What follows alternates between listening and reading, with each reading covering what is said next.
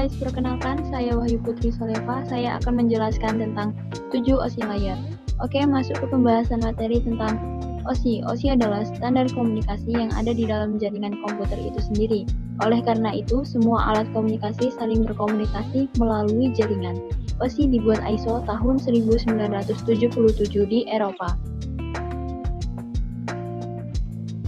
Salah satu struktur kompleks yang harus dilalui oleh sebuah data di dalam jaringan komputer adalah lapisan-lapisan atau layer jaringan. Layer jaringan mengacu pada OSI layer, yang merupakan sebuah sistem jaringan yang terdiri dari 7 buah lapisan logik yang harus dilalui oleh setiap paket data di dalam jaringan komputer, agar bisa ditransmisikan dari satu komputer ke komputer lainnya. Singkatnya, ketika Anda akan mengirimkan sebuah data melalui jaringan komputer, data yang Anda kirimkan akan melewati proses yang panjang, yaitu dengan melewati 7 buah sistem lapisan logik. The Seven Layers of OSI. Model OSI layer merupakan satu standar internasional yang digunakan dalam jaringan dewasa ini. Pada model OSI, layer ini terdapat 7 lapisan layer, yaitu physical layer, data link layer, network layer, transport layer, session layer, presentation layer, application layer. Selanjutnya, physical layer. Physical layer ini adalah layer yang paling sederhana, berkaitan dengan electrical dan optical, koneksi antar peralatan. Data biner dikodekan dalam bentuk yang dapat ditransmisi melalui media jaringan, sebagai contoh kabel, transceiver, dan konektor yang berkaitan dengan layer physical. Berfungsi untuk mendefinisikan media transmisi jaringan, metode pensinyalan, sinkronisasi bit, arsitektur jaringan, atau seperti halnya Ethernet atau token ring, topologi jaringan dan pengkabelan. Yang kedua, data link layer. Layer ini menyediakan transfer data yang lebih nyata, sebagai penghubung antara media network dan layer protokol yang lebih high level.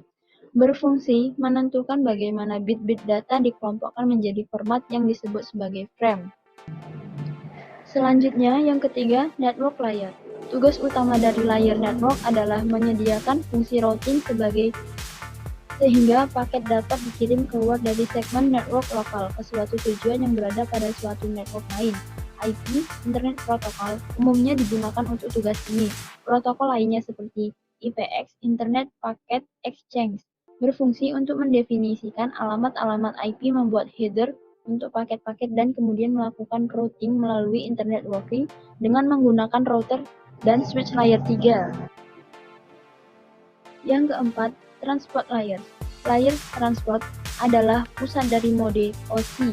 Layer ini menyediakan transfer yang reliable dan transparan antara kedua titik akhir. Layer ini juga menyediakan multiplexing, kendali, aliran, dan pemeriksaan error serta memperbaikinya. Transport layer berfungsi untuk memecahkan data ke dalam paket-paket tersebut sehingga dapat disusun kembali pada sisi tujuan yang diterima. Yang kelima, session layer. Layer session sesuai dengan namanya sering disalahartikan sebagai prosedur logon pada network dan berkaitan dengan keamanan. Layer ini menyediakan layanan kedua layer di atasnya, melakukan koordinasi komunikasi antara entity layer yang diwakilinya. Session layer berfungsi untuk mendefinisikan bagaimana koneksi dapat dibuat dipelihara atau dihancurkan. Yang keenam, presentation layers.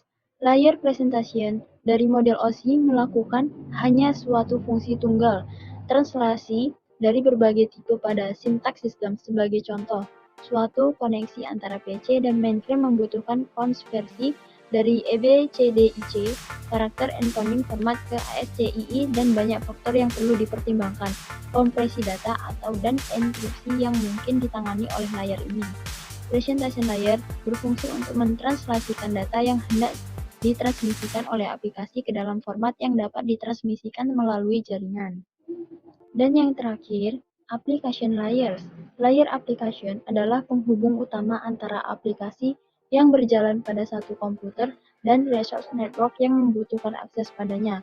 Layer application adalah layer di mana user akan beroperasi padanya.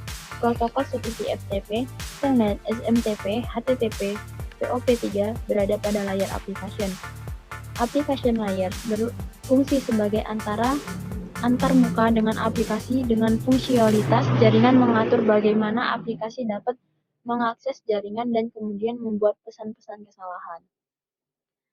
Dan terima kasih.